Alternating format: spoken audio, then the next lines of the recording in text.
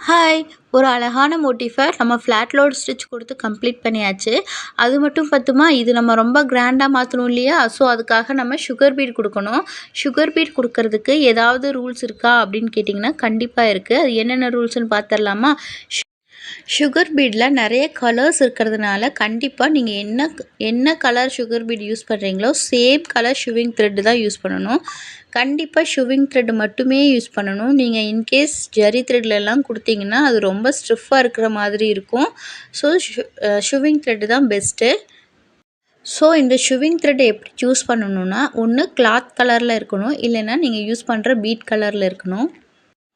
இது இல்லாமல் நீங்கள் வேறு ஏதாவது ஒரு கலரில் நீங்கள் ஷுவிங் த்ரெட்டு கொடுத்தீங்கன்னா கண்டிப்பாக கிளாத்துக்கும் சுகர் பீடுக்கும் இருக்கிற கேப்பில் அந்த கலர் தெரியறதுனால ஸோ நீங்கள் போட்டிருக்கிற மோட்டிஃபே அது ரொம்ப அசிங்கமாக தெரியும்.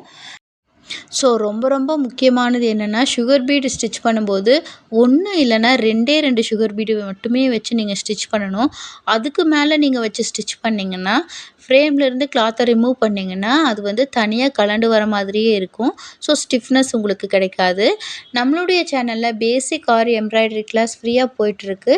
தேவைப்படுறவங்க ஸ்க்ரீனில் தெரிகிற வாட்ஸ்அப் நம்பருக்கு வாட்ஸ்அப் பண்ணி கிளாஸில் ஜாயின் பண்ணிக்கோங்க. இந்த மாதிரி வீடியோஸ் மற்றும் ஆரி ஒர்க் பற்றின டிப்ஸுக்கு மறக்காமல் சேனலை சப்ஸ்கிரைப் பண்ணி வச்சுக்கோங்க. தேங்க்யூ.